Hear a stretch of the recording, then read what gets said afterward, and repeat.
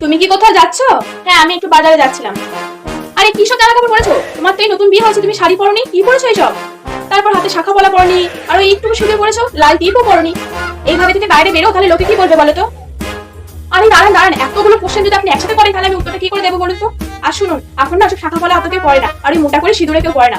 আরে এত গরমে আপনি আমাকে শাড়ি পরতে বলছেন, আমার তো চুড়িদার পরেই নাজেহাল অবস্থা, তাহলে শাড়ি কি করে সামলাবো বলুন তো? লোকে কি বলবে বলো? লোকে কি বললো সেটাতে কি এসে যায় বলুন তো? নিজের সুবিধা তো নিজেকেই বুঝতে হবে, তাই না?